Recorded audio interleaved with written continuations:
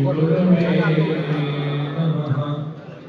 श्री चैतन्य मनोभीष्टं स्थापितं येन भूतले स्वयं रूपः कदा मह्यं ददाति सुददाति। जय श्री कृष्ण चैतन्य प्रभु नित्यानंद श्री अद्वैत गदाधर श्रीवासादि गौर भक्तवृंद। बोले हरे कृष्ण कृष्ण कृष्ण हरे हरे, हरे राम राम राम हरे हरे।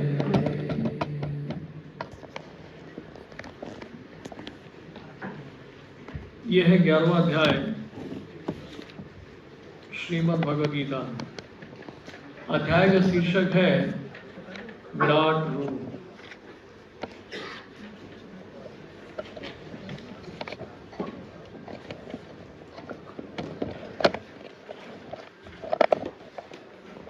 ये श्लोक इस प्रकार से है, मत कर्म कृत मत परमा मत भक्ता संग वर्जितः निर्वैरः सर्वभूतेषु यः स मामेति पांडव। हे अर्जुन, जो व्यक्ति सकाम कर्मों तथा मनोधर्म के कलमश से मुक्त होकर मेरी शुद्ध भक्ति से में तत्पर रहता है, जो मेरे लिए ही कर्म करता है, जो मुझे ही जीवन लक्ष्य समझता है और जो प्रत्येक जीव से मैत्री भाव रखता है, वह निश्चय ही मुझे प्राप्त करता है।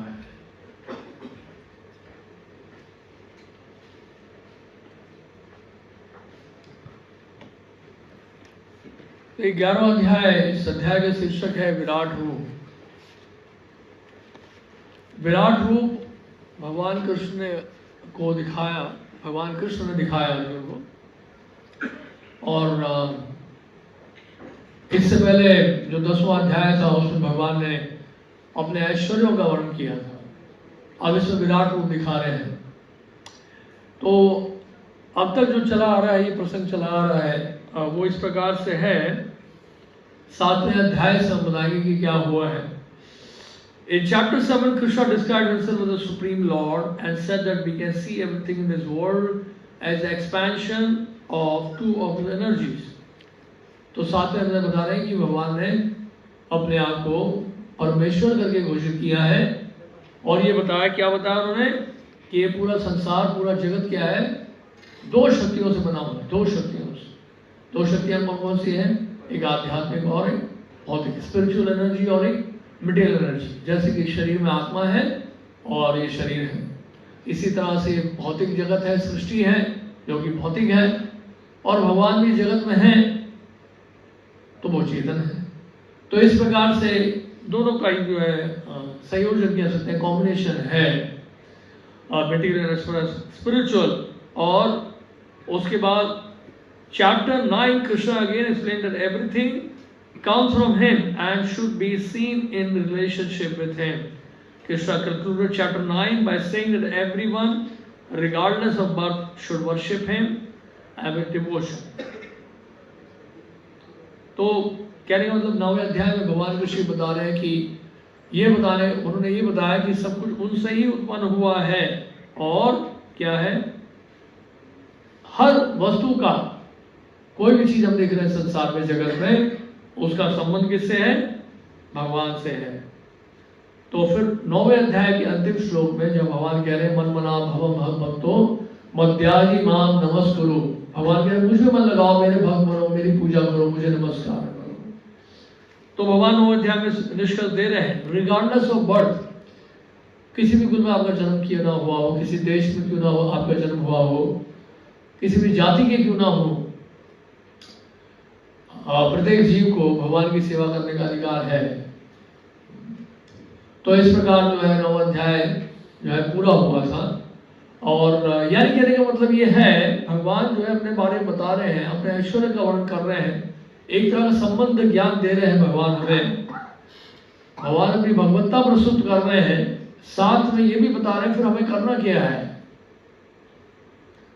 अब समझ बात, अगर इस संसार में आप किसी व्यक्ति को जानते हैं तो बहुत बड़ा आदमी है और उसके बारे में आप जानकारी मिलता है, आपको बहुत जानकारी प्राप्त होती है। यहाँ तो भगवान कृष्ण अपने आप ही खुद अपने बारे में बता रहे हैं, लेकिन भौतिक संसार में कोई बड़ा आदमी होगा तो वो क्यों बताएगा आपको अपने बारे में। लेकिन उसके बारे में जानते हैं, आप कई लोगों से जानते हैं, उसके बारे में सुनते हैं, तो इस तरह से उस व्यक्ति के बारे में ज्ञान होता है। तो ज्ञान होना तो ठीक है, व्हाट अबाउट नेक्स्ट, उसके बाद फिर क्या है।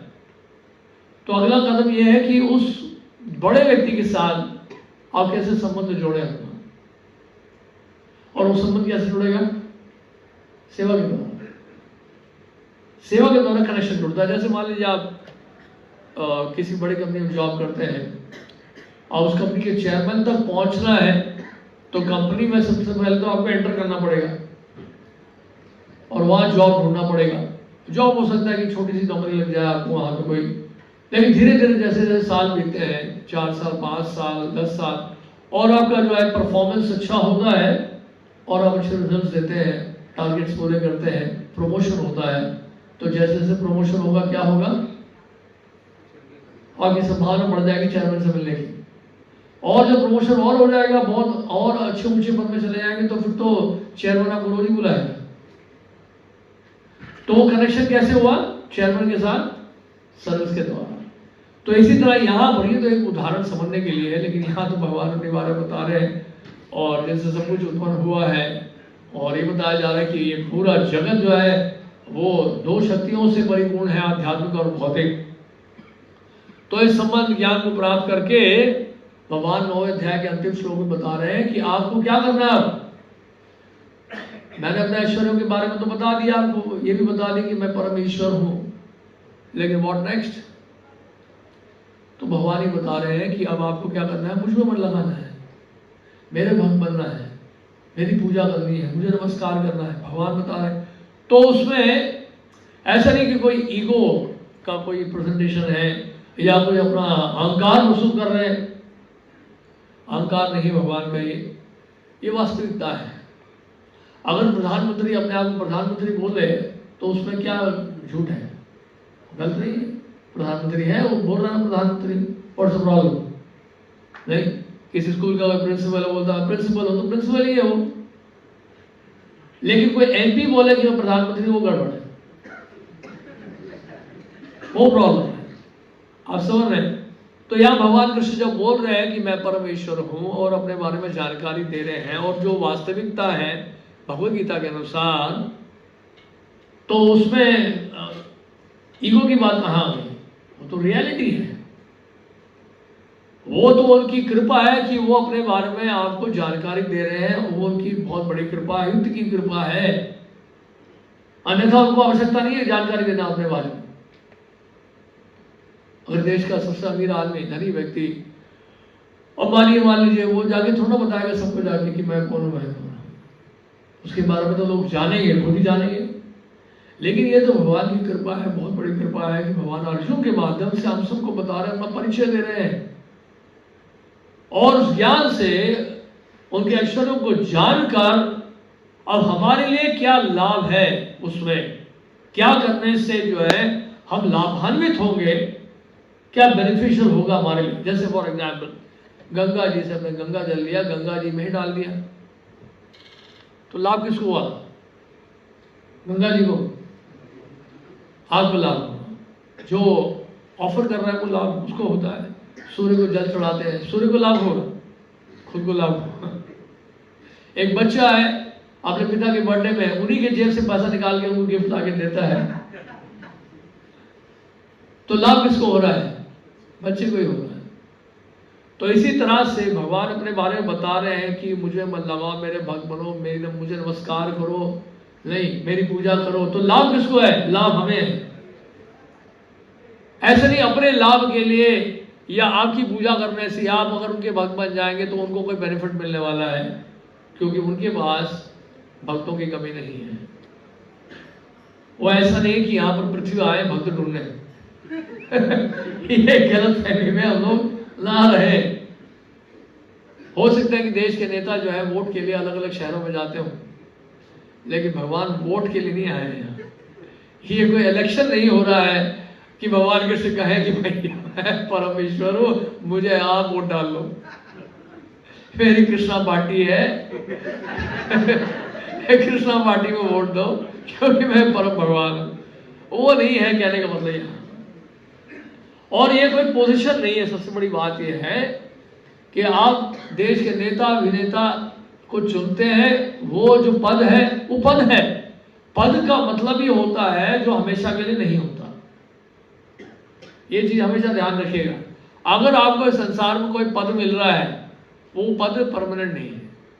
पद का मतलब यही है, वो भले देवता का पद हो या किसी शिक्षक का या नेता का या अभिनेता का पद हो, पद अगर है, पद का मतलब ये है वो हमेशा नहीं रहेगा।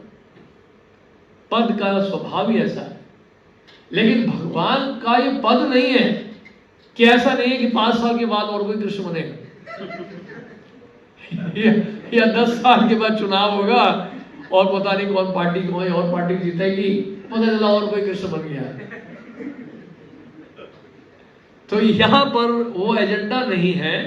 यहां भगवत गीता में वास्तविकता प्रस्तुत की जा रही है और जो भाग्यशाली जीव है उसको स्वीकार करते हैं। क्योंकि यहां पर देखिए, अब नागरिक को बताया जा रहा है कि मुझे वोट डालो, मुझे वोट डालो, मुझे वोट डालो। लेकिन देखा जाए तो नागरिक का उस नेता से कोई शाश्वत संबंध नहीं है, कोई हमेशा का संबंध नहीं है। संबंध है तो 5 साल का है, या हो सकता है 10 साल का हो जाए, लेकिन वास्तव में कोई व्यक्तिगत संबंध तो है ही नहीं उस नेता से कुछ। वो तो केवल जो है किसी लाभ हेतु आपने उस नेता को चुना है, आपके अपने लाभ के लिए उसको चुना है। बिजली फ्री हो जाएगी, पानी फ्री हो जाएगा, या मकान मिल जाएगा, या जॉब मिल जाएगा, या धन मिल जाएगा, नौकरी मिल जाएगी, वगैरह वगैरह जो भी एजेंडा उनके मैनिफेस्टो में दिया है, वो सब आप जो है सोच के वोट डाले हैं। लेकिन आपका उस व्यक्ति से कोई संबंध, व्यक्तिगत संबंध नहीं है, वो कोई आपका रिश्तेदार नहीं है। लेकिन यहां भगवान कृष्ण को गीता बता रहे हैं, वो ये बता रहे हैं अपने बारे में, इसलिए बता रहे हैं क्योंकि हमारा जो उनका संबंध है वो शाश्वत संबंध है। भगवान ने क्लियरली बताया गीता में 15 अध्याय के 7वें श्लोक में, ममैवांशो जीवलोके जीवभूत सनातन। ये जितनी भी जीवात्माएं हैं, केवल मनुष्य की बात नहीं की है, सबकी बात कर रहे हैं, जितनी भी जीवात्मा है, ममैवांशो मेरे अंश है। और कैसे अंश है? ममैवांशो जीवलोके जीवभूत सनातन। ये सब सनातन अंश है मेरे। सनातन का मतलब जानते क्या है? सनातन का मतलब अंश थे, अंश है और भविष्य भी अंश ही रहेंगे। सनातन का मतलब ये है, भगवान ये नहीं बोल रहे हैं कि अब भविष्य में हम नहीं रहेंगे। तो भूतकाल में भी हम थे, आप भी थे, वर्तमान में हैं, आप भी हैं, और भविष्य में भी हमारा वो संबंध बना रहेगा। क्या?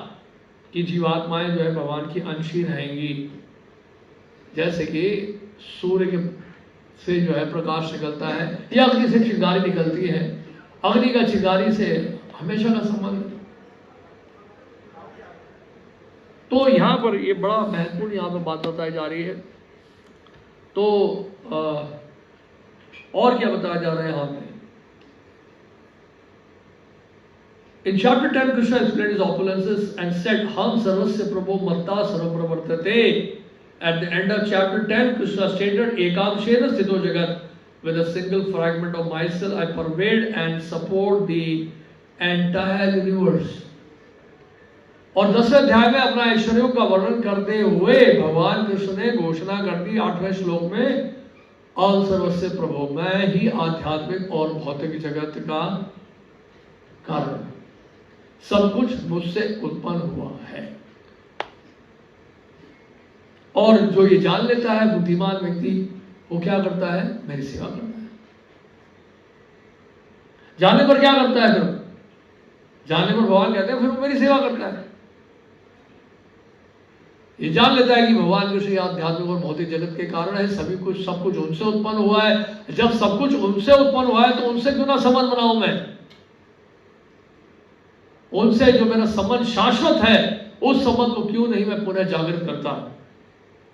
तो ऐसा भक्त जो है, ऐसा इंसान या ऐसा जीव जो उस संबंध को पुनः जागृत करना चाह रहा है वो बहुत बुद्धिमान है,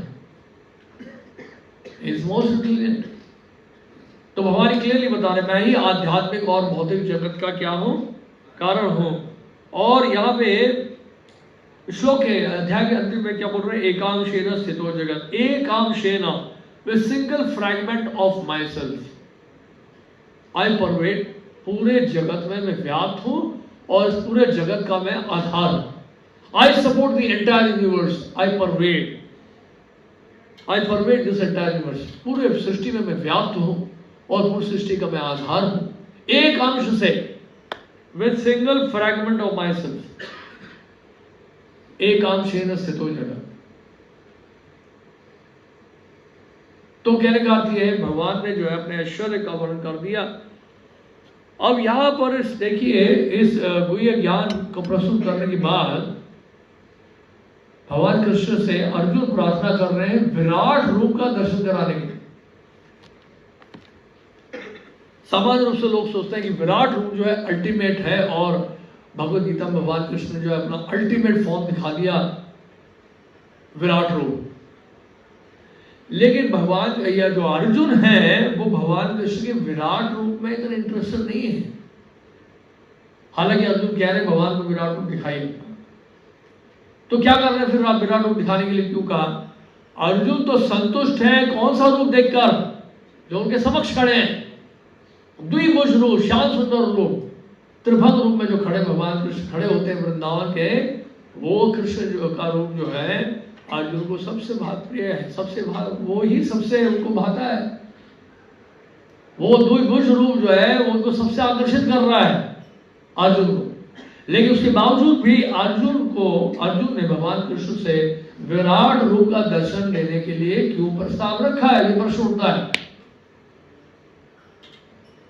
तो यहाँ आगे बताया गया है, श्रील प्रभुपाद जी बता रहे हैं अपने तात्पर्य में, इसलिए कि भविष्य में अगर कोई ढोंगी व्यक्ति आए जो अपने आप को भगवान घोषित करता हो, तो उससे हम कह सकते हैं कि प्रभु जी अर्जुन ने भगवान को कहा था विराट रूप दिखाने के लिए, क्या आप भी विराट रूप दिखा सकते हैं? बोलते हैं हाँ ठीक है, वीडियो ऑन करो जरा दिखाता हूं मैं, स्क्रीन खोलो जी, वीडियो चलाइए, ये है मेरा विराट रूप। तो विराट रूप दिखाना संभव है क्या साधारण जीव के लिए? संभव ही नहीं है। यूनिवर्सल फॉर्म, इस पूरे जगत पूरी सृष्टि का फॉर्म, सृष्टि क्योंकि टेम्पररी है, ये वास्तव में विराट रूप भगवान की एक भौतिक अभिव्यक्ति है। It's a material manifestation. Virat रूप जो है वो शाश्वत नहीं है, टेम्पररी है, यानी कि जब तक सृष्टि है तब तक विराट रूप। तो कहने का मतलब है, लेकिन विराट रूप का दर्शन क्यों करना चाह रहे हैं अर्जुन? अपने लिए नहीं, बल्कि इसलिए कि भविष्य में कोई भी अगर कहे कि मैं भगवान हूं या मैं भगवान कृष्ण हूं, तो आप विराट रूप दिखाएंगे। और वो कहते हैं कि नहीं, उसके लिए तो आपको देखो, आपके पास दिव्य चक्षु होने चाहिए, ऐसे नहीं देख पाओगे आप मेरे विराट रूप। तो वो कह सकते हैं कि अर्जुन को भगवान कृष्ण ने कहा कि आप मुझे इन आंखों से नहीं देख पाओगे, इसके लिए मैं आपको दिव्य चक्षु दे रहा हूं। भगवान कृष्ण कह रहे हैं इसी अध्याय में, 11वें अध्याय में। और वो दिव्य चक्षु प्राप्त करने पर अर्जुन ने भगवान का वो विराट रूप देखा। तो जिस तरह से अर्जुन को भगवान ने कहा विराट रूप देखने के लिए मैं दिव्य चक्षु दे रहा हूं, तो आप भी दीजिए दिव्य चक्षु। आप क्यों नहीं दे रहे मुझे दिव्य चक्षु? अब वो कुछ भी बोल लेगा तो टालने के लिए अलग बात है। लेकिन कहने का मतलब ये है, ये अर्जुन जो विराट रूप देखने के लिए कहा, इसका सबसे बड़ा कारण ये है, नहीं तो अर्जुन की आवश्यकता ही नहीं है। ये बिल्कुल वैसे ही है, एक कोई लड़का है किसी घर में, बच्चा है, वो अपने पिता को रोज देख रहा है घर में, ठीक है ना, पिता को रोज देख रहा है, कैसे? ऐसा पिता। और घर में उसका संबंध क्या है? पिता के साथ संबंध है, जो पिता पुत्र का जो संबंध होता है। वो संबंध है अपने पिता के साथ, अपनी माता के साथ। अब वो अगर उनको ऐसे कंपनी का चेयरमैन देखे या नहीं देखे, उससे क्या फर्क पड़ता है उसको, क्योंकि उसका जो संबंध है वो बहुत करीब का संबंध है अपने पिता से, उनके वो फादर है। तो उसके लिए तो as a chairman of the company secondary है, प्राइमरी क्या है, उसका तो संबंध रिलेशनशिप है बड़ा करीब का अपने पिता के साथ। तो इसी तरह से अर्जुन का जो कृष्ण के साथ संबंध क्या है, सखा का है, मित्र का है, जो कि बहुत करीब का है। उनको क्या लेना देना विराट रूप से? अब मेरी बात को समझ रहे हैं? तो कहने का मतलब या दिव्य चक्षु का मतलब है कि अर्जुन को भगवान अब वो दृष्टि दे रहे हैं, वो विजन देख रहे हैं। चलो भैया मेरे, आप इस ऐश्वर्य को भी देख लो, इस विराट रूप को भी देख लो। हालांकि आप, मैं जानता हूं इसमें इंटरेस्टेड नहीं हो, लेकिन इसको देखने के लिए आपको उस प्रकार का भाव चाहिए, उस प्रकार का विजन चाहिए। तो इसलिए वो कह रहे हैं दिव्य चक्षु कह रहे हैं। अन्यथा जो अर्जुन जो है, जो उनके करीब के मित्र हैं, सखा हैं, जो उस दिव्य रूप को देख रहे हैं, सारथी बने हुए हैं भगवान, स्वयं अर्जुन के लिए सारथी बन गए। बताइए, उनका रथ चला रहे हैं, उनको क्या लेना देना विराट रूप से? आप समझ मेरी बात? तो इसलिए विराट रूप दिखाने का एकमात्र आशय है केवल वो विजन देना कि देख लो, ये इस प्रकार भी मैं मैनिफेस्ट होता हूं, मैं कंपनी का चेयरमैन भी हूं, आके कंपनी में एक बार देख तो लो, फैक्ट्री में जाके देख तो लो। नहीं, तो इस तरह से जो है, और लेकिन उद्देश्य क्या है? अर्जुन का उद्देश्य ये है कि भविष्य में जो है लोग जाने कि वास्तव में भगवान का मतलब क्या होता है। अपने आप को भगवान घोषित करने वाले लोग जो हैं, वो इस विराट रूप का दर्शन कराएं। अब विराट रूप में क्या क्या था, उसके लिए आपको अध्याय पढ़ना पड़ेगा।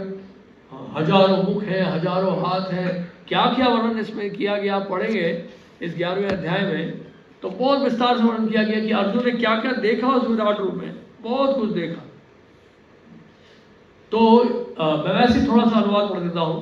हे अर्जुन, तुम मेरे जिस रूप को इस समय देख रहे हो, उसे देख पाना अत्यंत दुष्कर है। यहां तक कि देवता भी अत्यंत प्रिय रूप को देखने की ताक में रहते हैं। तो इस भगवान बता रहे हैं अपने रूप के बारे में, ये विराट रूप के बारे में। तो इस तरह से जो है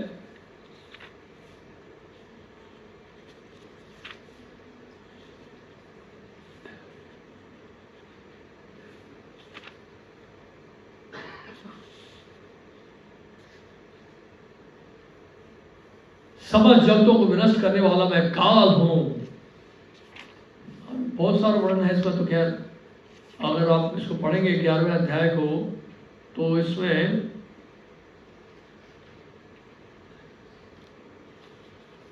अर्जुन देखिए क्या देख रहे हैं। सबसे पहले देखिए, अर्जुन ने उस विश्व रूप में असंख्य मुख, असंख्य नेत्र तथा असंख्य आश्रम में दृश्य देखे। ये रूप अनेक देवी आभूषणों से अलंकृत था और अनेक देवी हथियार उठाए हुआ था। ये देवी मालाएं तथा वस्त्र धारण किए था और उसमें अनेक दिव्य सुगंधियां लगी थी। सब कुछ आश्रम में तेजमय, असीम तथा सर्वत्र व्याप्त था। यदि आकाश में हजारों सूर्य एक साथ उदय हो तो उनका प्रकाश शायद परम पुरुष के इस विश्व रूप के तेज की क्षमता कर सके। तो विश्व रूप दिखाने का मतलब क्या है? कोई कहे कि मैं विश्व रूप दिखा सकता हूं, तो उसका मतलब क्या है? भगवान क्या कह रहे हैं यहाँ पर अर्जुन क्या देख रहे हैं कि हजारों सूर्य जब एक साथ उदय हो जाए तो कितना प्रकाश होगा, उतना प्रकाश था। तो ये सब दिखाना पड़ेगा। जो भी अपने आप को भगवान कह रहे हैं उनको ये सब प्रमाण देना होगा। उस समय अर्जुन भगवान के विश्व रूप में एक ही स्थान पर स्थित हजारों भागों में विभक्त ब्रह्मांड के अनंत अंशों को देख सका। तब वो ग्रथ एवं आश्चर्यचकित रोमांचित हुए अर्जुन ने प्रणाम करने के लिए मस्तक झुकाया और वह हाथ जोड़कर भगवान से प्रार्थना करने लगा। क्या बोल रहे हैं अर्जुन? हे भगवान कृष्ण, मैं आपके शरीर में सारे देवताओं तथा अन्य विविध जीवों को एकत्र देख रहा हूं। मैं कमर पर आसीन ब्रह्मा, शिव जी तथा समस्त ऋषियों एवं दिव्य सर्पों को देख रहा हूं। जब सृष्टि जगत का दर्शन कर रहे हैं तो सबको देख रहे हैं, ब्रह्मा जी को भी देख रहे हैं, शिव जी को भी देख रहे हैं, सबको देख रहे हैं। हे विश्वेश्वर, हे स्वरूप, मैं आपके शरीर में अनेक हाथ, पेट, मुंह तथा आंखें देख रहा हूं, सर्वत्र फैले हैं जिनका अंत नहीं है। आप में न अंत दिखता है, न मध्य, न आदि। तो इस तरह से विराट रूप का वर्णन है इसमें। तो कहने का अर्थ यह है कि विराट रूप का प्रदर्शन जो है भगवान ही कर सकते हैं और हर कोई इसको देख नहीं सकता है।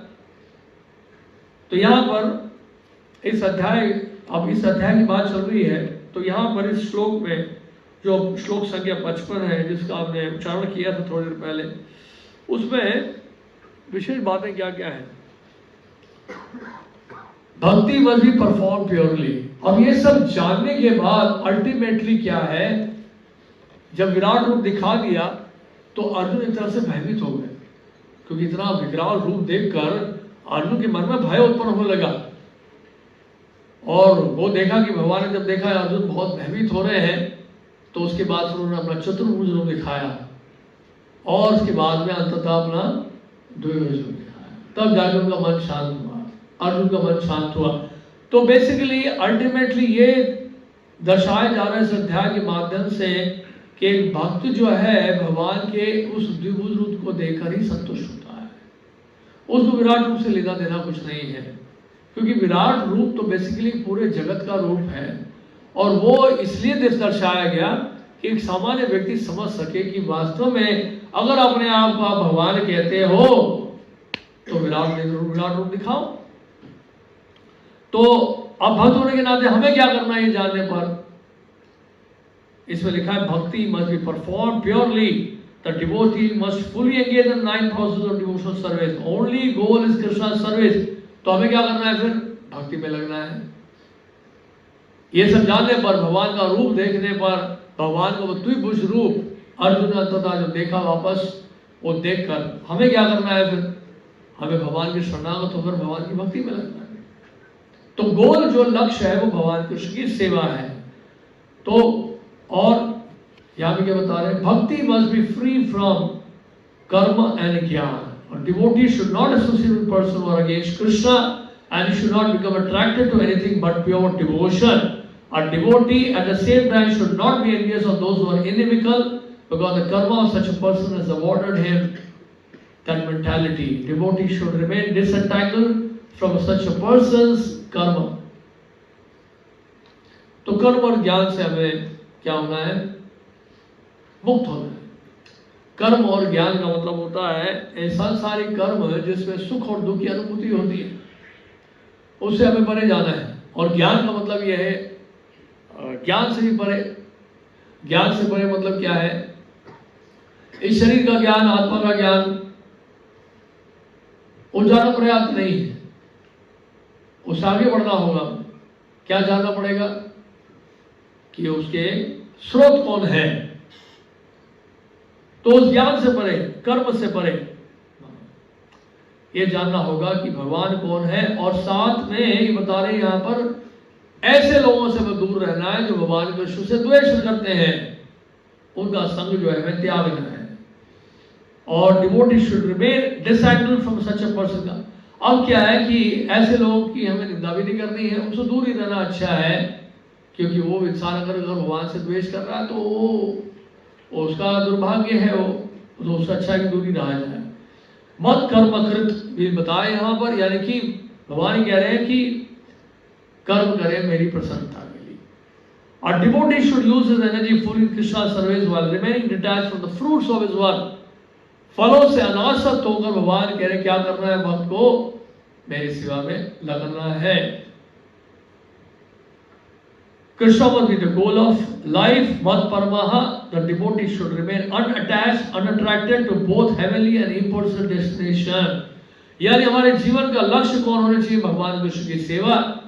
ना हमें स्वर्गलोक की आशा होनी चाहिए, ना हमें क्या है कि निर्विशेष निराकार धर्म ज्योति में लीन होने की इच्छा होनी चाहिए। हमारा एकमात्र आशय क्या होना चाहिए कि हम कृष्ण की सेवा करें, भगवान की सेवा करें। The devotee must be friendly to all. निर्वैरः, निर्वैर का मतलब है किसी से द्वेष हमें रखना नहीं है, किसी से बैर की भावना नहीं रखनी है हमें। और हमेशा यही भाव रखना है कि कृष्ण भावना का जो वितरण है सभी को हो, सभी के पास हो, सभी के पास हम लोग कृष्ण भावना का दिव्य ज्ञान दे पाए। तो इस तरह से इस बात को समझना है। इन समरी, इस अध्याय का समरी ये है कि universal form of Krishna with a temporary manifestation, Virat रूप जो कि शाश्वत नहीं है, लेकिन क्या है, टेम्पररी है, कुछ समय के लिए अस्थाई है, अस्थाई अभिव्यक्ति है। और क्या होता है, वो जो विराट रूप है उसके माध्यम से हमें यह संकेत मिल रहा है कि काल के रूप में भगवान जो है सब कुछ निकल जाते हैं।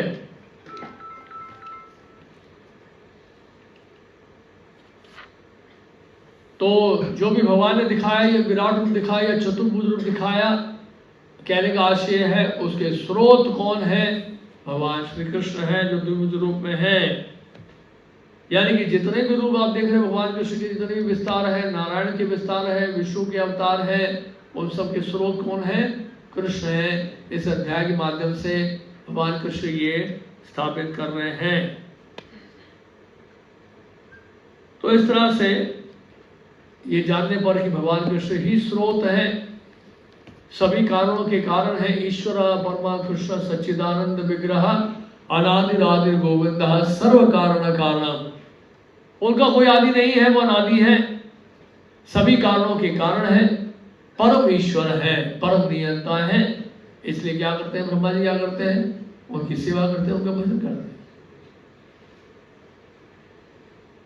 लाभ तो हमें मिलेगा ना इस संसार में। अगर किसी बड़े व्यक्ति की आप सेवा करते हैं, अंबानी के घर में जो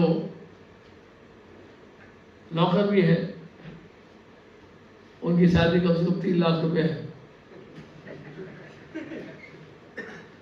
हाँ, और क्या, वो ऐसी थोड़ा कोई गांव वाले नौकर होंगे, क्वालिफाइड होंगे, बहुत क्वालिफाइड।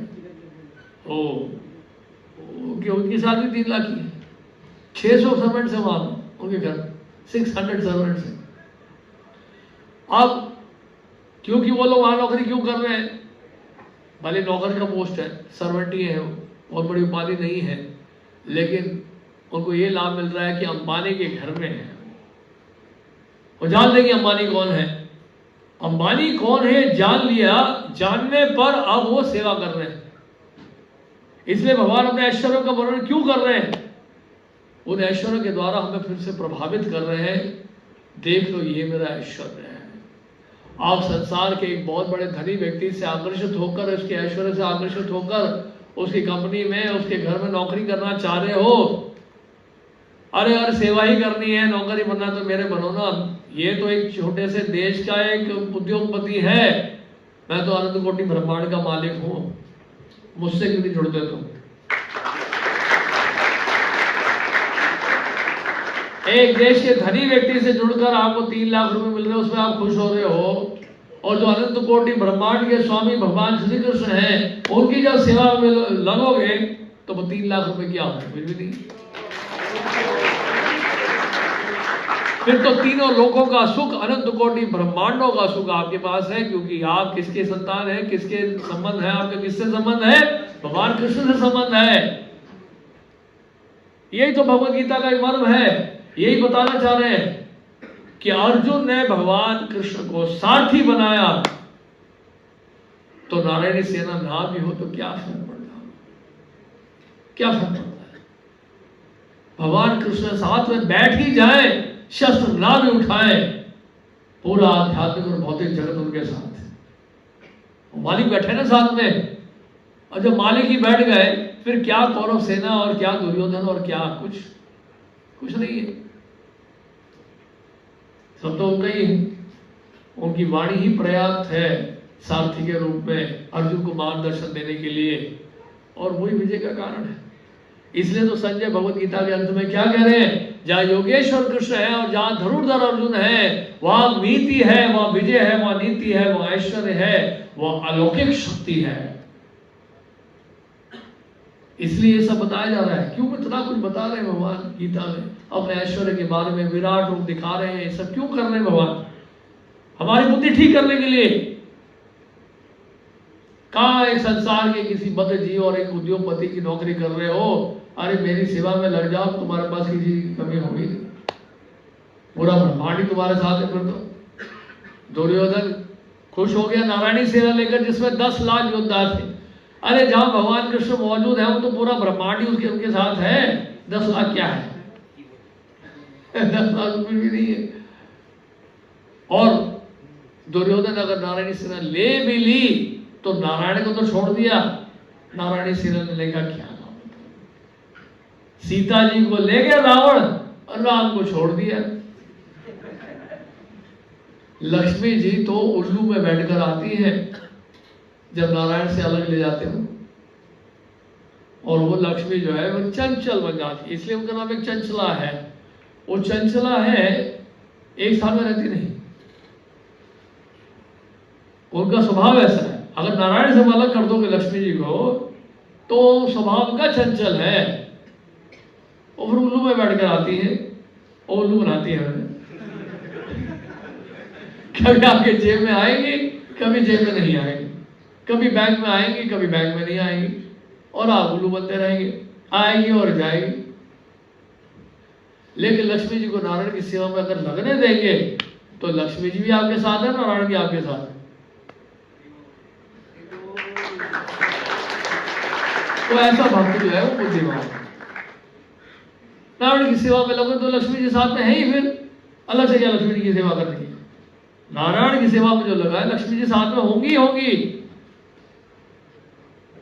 इसलिए तो बोल रहे हैं ना संजय वहां ऐश्वर्य है, वहां अलौकिक नीति है, वहां ऐश्वर्य है, वहां पर विजय है, वहां क्यों बोल रहे हैं वहां ऐश्वर्य है, क्यों बोल रहे हैं? वो ऐश्वर्य क्या है? वो लक्ष्मी जी तो है, साथ में ऐश्वर्य है, वहां नीति है, विजय है, अलौकिक शक्ति है। कहां? जहां पर योगेश्वर कृष्ण है। तो भक्त इसलिए जो है बहुत बुद्धिमान, अर्जुन बहुत बुद्धिमान है, इसलिए विजय हो गई। नहीं तो देखा जाए तो कौरवों की सेना में 11 अक्षौणी सेना थी और पांडवों की सेना में केवल 7। और उसके बावजूद भी विजय किसकी हुई? पांडवों की हुई, है कि नहीं? तो इस प्रकार हमें समझना है कि ये जो है बताते 1,66,20,000 ऐसी कुछ बता रहे हैं कितने सैनिक मारे गए थे महाभारत के युद्ध में। और जिस किसी योद्धा ने भगवान कृष्ण का दर्शन करते हुए वहां पर शरीर त्यागा कुरुक्षेत्र के युद्ध में, वो सीधा भगवान के धाम में।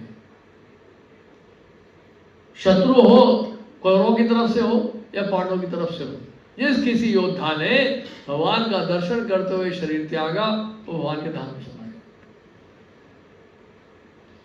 तो भगवान कृष्ण अगर मारते भी हैं किसी राक्षस या असुर को, वो भी एब्सोल्यूट प्लेटफॉर्म में उसका भी भला कर देते हैं, मार के उसका भला कर देते हैं।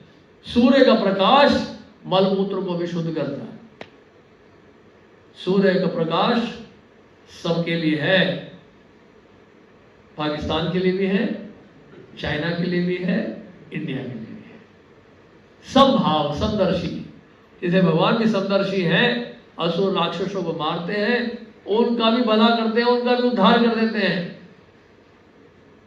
ये उनकी कृपा, उनकी दया है, उनकी महानता है। तो इस तरह से क्या है, लाभ सबको ही मिलता है। लेकिन सोच के देखिए, अगर राक्षसों और असुरों का भी उद्धार अगर भगवान कर रहे हैं तो भक्त के ऊपर कितनी बड़ी कृपा होगी, सोचिए। तो अच्छा है कि आप छोटे से भक्त बन जाओ, लेकिन बड़े से बड़ा शत्रु बनना खतरा है भैया, खतरा है। भगवान के विरुद्ध मत जाओ, इस प्रकृति के विरुद्ध मत जाओ, बहुत बड़ा खतरा है। भगवान के नियमों का उल्लंघन अगर किया जाएगा, प्रकृति नहीं सहन कर पाती। वो प्रकृति का शोषण हम करेंगे तो वो क्या है, प्रकृति के नियमों का उल्लंघन करने का मतलब भगवान के नियमों का उल्लंघन करना है। तो प्रकृति विरोध करती है, और विरोध जब करती है तो फिर आप कुछ कर नहीं सकते, फिर जल में ही रहो, हवा में रहो, हम कुछ नहीं कर पाएंगे। ऊपर से सिर्फ बरसना है, बस बादल तैयार है, लाखों लाखों टन पानी है इसके अंदर। इन बादलों में लाखों लाखों टन है पानी, इशारा चाहिए केवल। एक बार श्रील प्रभुपाद हमारे जो फाउंडर आचार्य हैं मॉर्निंग वॉक में जा रहे थे, तो किसी भक्त ने पूछा कि प्रभुपाद कैसे हम लोग अनुभव करें कि भगवान है। तो इसी तरह से काले काले बादल थे, उन्होंने कहा ऊपर देखो, तो वो देख रहे नहीं भगवान को है। अभी नीचे सारा पानी उतर आएगा तो क्या करो, तो ये पानी अभी ऊपर ठहरा हुआ है, ये भगवान की उपस्थिति का क्या है, प्रमाण है। पानी हवा में लटक रहा है, इससे बड़ा प्रमाण क्या हो सकता है। लाखों लाखों टन पानी आप हवा में उड़ा के दिखा दो, किसी के पास है शक्ति इतनी, ये भगवान की अचिंत्य शक्ति है। इन बादलों में पानी है लेकिन गिरता नहीं है जब तक वहां से इशारा ना हो। वहां जैसे इशारा होता है तब तब तड़ गिर पानी में आप देखते रह जाओगे, आप कुछ कर नहीं सकते हो।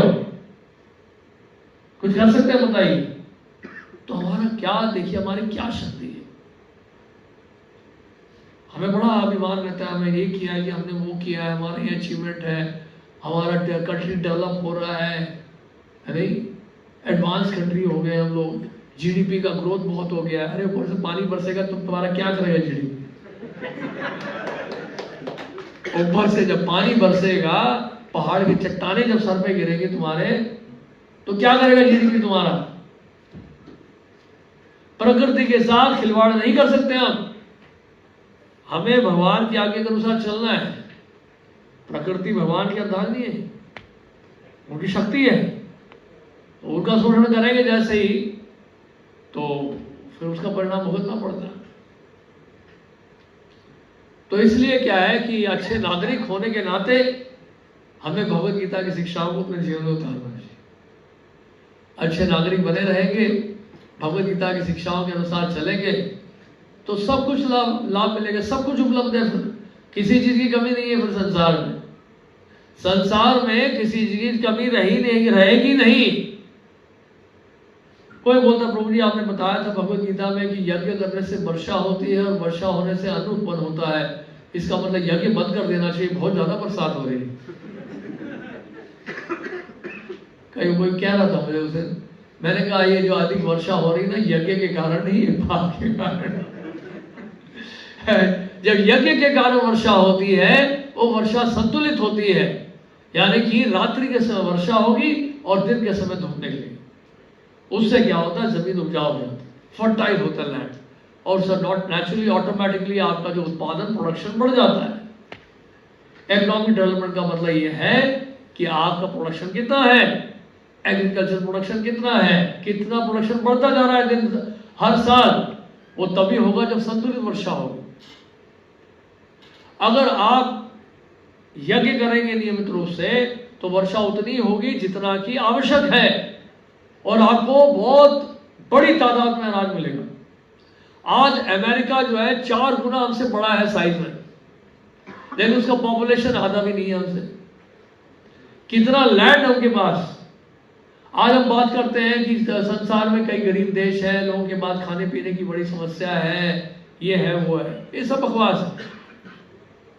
अगर अमेरिका का आधा जो भाग है वो खाली पड़ा है, समझ लीजिए एक तरह से, यानी कि 4 गुना इंडिया से बड़ा साइज है अमेरिका का। पॉपुलेशन वहां पे 50% भी नहीं है हमसे। वर्ल्ड का सबसे पॉपुलेटेड कंट्री हमारा कंट्री इंडिया, और उसका 50% भी नहीं है। अमेरिका कंट्री का साइज अमेरिका का 4 गुना हमसे बड़ा है। कितना लैंड खाली है अमेरिका में, है कि नहीं बताइए। लेकिन उतना एग्रीकल्चर प्रोडक्शन उतना है नहीं, अगर होता भी है क्या करते हैं, उसको समुद्र में फेंक देते हैं। एक्सपोर्ट करने के बावजूद भी बच जाता है अनाज इतना कि उसको समुद्र में फेंक देते हैं, क्योंकि उनका जो स्टेबल फूड है वो वेजिटेरियन नहीं है, इसलिए जानवरों को मार मार के खाते रहते हैं। आप समझ रहे हैं। तो अगर वो विश्व कल्याण के लिए सोचे, अगर वो भी गॉड कॉन्शियस हो, जो कि वो लिखते हैं अपने करेंसी बिल में, इन गॉड वी ट्रस्ट। एक गॉड वी ट्रस्ट का मतलब होता है कि आपको ये भी पता होना चाहिए कि भगवान कौन है। आज समझिए, आप कहते हैं I trust in bank of America. आपको पता है बैंक ऑफ अमेरिका कौन सा बैंक है? पता ही नहीं, आप तो ट्रस्ट कैसे कर रहे हो? तो if you are saying you trust in God, you must know who is God. है कि नहीं? तो ठीक, अगर आपने भगवान को जान लिया तो विश्व कल्याण के लिए अगर भगवत चेतना आपकी जागृत हो जाती है तो क्या होगा जानते हैं? अमेरिका प्रोडक्शन अपना ट्रिपल कर देगा, डबल से ज्यादा ट्रिपल कर देगा। जहां जहां लैंड खा लिया सब जगह वहां पर क्या होगा? फसल उगेगी, वहां पे एग्रीकल्चर प्रोडक्शन होगा, अनाज उत्पन्न किया जाएगा खूब, वहां खूब यज्ञ होगा देश में और खूब अनाज उत्पन्न होगा और जो भी एक्स्ट्रा प्रोडक्शन होगा पूरे संसार में बांटेंगे। तो जहां कहीं गरीबी है वहां सब जगह अनाज पहुंच जाएगा। हो गया ना विश्व कल्याण। कृष्ण भावना भावित होने से संसार में किसी चीज की कमी नहीं रहती है। कोई व्यक्ति भूखा नहीं रहेगा, एक भी व्यक्ति भूखा नहीं रहेगा पूरे पृथ्वी में, सबको भरपेट भोजन मिलेगा अगर आप सिर्फ भगवत चेतना अपनी जगाओ। बस सब कुछ जो है अबंडेंस में सप्लाई होगा। जब भगवान राम ने, रामायण में वर्णन आता है, जब भगवान राम ने इस पृथ्वी पर कदम रखे उसी समय पहाड़ों में, समुद्र में क्या है, मिनरल्स, गोल्ड, सिल्वर, ये सब बहुत अधिक मात्रा में जो है और पैदा होने लगे। भगवान के चरण पड़ते ही सब हरा भरा हो गया, चारों तरफ हरियाली होने लगी और अनाज उत्पन्न होने लगा और फसल उत्पन्न होने लगी और ज्यादा जो है क्या है, गोल्ड, सिल्वर, जितने भी मेटल्स है वो सब निकलने लगे पृथ्वी से। और पृथ्वी और उत्पादन करने लगी, पृथ्वी और देने लगी, पृथ्वी और सप्लाई करने लगी भगवान के चरण पर। क्योंकि जैसे ही हम भगवत चेतना खो बैठते हैं, भगवान से अलग हो जाते हैं, तो पृथ्वी क्या करती है, अपनी सप्लाई को कम कर देती है या फिर इस तरह से शोषण होता है। तो पृथ्वी का जब शोषण होता है तो पृथ्वी जो है इस प्रकार विरोध करती है, जो आप देख रहे हैं। जहां पर हम लोग भगवत चेतना को जगाएंगे, जो श्रीमद् भगवत गीता में दिया है, आज देखिए इस पृथ्वी में किसी चीज की कमी नहीं होगी, पृथ्वी सबको सप्लाई करेगी। पृथ्वी कौन है? 7 माताओं में एक माता हमारी पृथ्वी भी है। एक माता जो है हमारी पृथ्वी भी हमारी माता है। और पृथ्वी जो है माता तभी माता है जब कोई पिता हो। सर्वयोनि शुकौन्तेया हम बीज प्रतापितः, I am the seed giving father of all the species. भगवान गीता में कह रहे हैं मैं ही बीज देने वाला क्या हूं, पिता हूं, भगवान कह रहे हैं। और पृथ्वी क्या है, माता है। तो माता तो पिता की बात ही सुनेगी ना। और आप इस पृथ्वी माता का अगर शोषण करोगे तो फिर वो विरोध करेगी वो। और जहां आप जो है भगवान की आज्ञा का पालन करोगे तो क्या जो माता है, पृथ्वी है, और उत्पादन करेगी और प्रोडक्शन बढ़ जाएगा और सप्लाई करेंगे आपको सब मिनरल्स, गोल्ड, सिल्वर सब मिलेगा। पहले कितना सोना हुआ करता था इस देश में, पता है ना? कितना चांदी, कितना सोना हुआ करता था। हिस्ट्री पढ़ के देखिए आप, गोल्ड ही गोल्ड था हमारे पास। कहां गया वो सब? क्यों नहीं प्रोडक्शन हो रहा है गोल्ड का? हीरा, सोना, चांदी बहुत हुआ करता था पृथ्वी में। वो कम होता क्यों जा रहा है? सब कुछ कम क्यों होता जा रहा है? मिनरल्स कम क्यों करते जा रहे हैं? इसी कारण से। तो ये इसलिए ये भगवद गीता जो है बहुत ही महत्वपूर्ण ग्रंथ है। इसको हम अपने जीवन में उतारेंगे, आपको स्पिरिचुअल सॉल्यूशन तो मिलेगा ही, स्पिरिचुअल एडवांसमेंट तो होगा ही। जितनी आपकी मटेरियल प्रॉब्लम्स है, इकोनॉमिक जो डेवलपमेंट जो कहते हैं, आर्थिक विकास, वो केवल श्रीमद् भगवद गीता का, अगर श्रीमद् भगवद गीता की शिक्षाओं को अपने जीवन में उतार लें, इकोनॉमिक डेवलपमेंट ऑटोमेटिकली हो जाए। अलग से प्रयास करने की आवश्यकता है नहीं। हरे कृष्ण।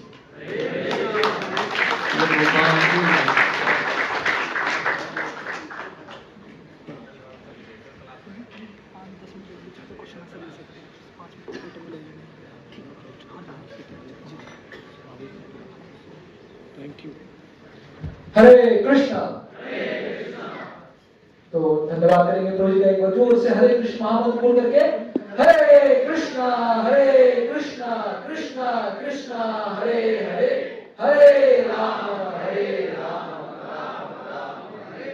क्षमा चाहते हैं, अभी प्रश्न कुछ हमने नहीं किया कि प्रभु जी कहीं जाना है। और आपके लिए अभी यहाँ पर गंधर्व बैंड की ओर से यहाँ पर रॉक कीर्तन होगा और रॉक कीर्तन के साथ साथ रॉक डांस भी होगा। तो आप सभी रेडी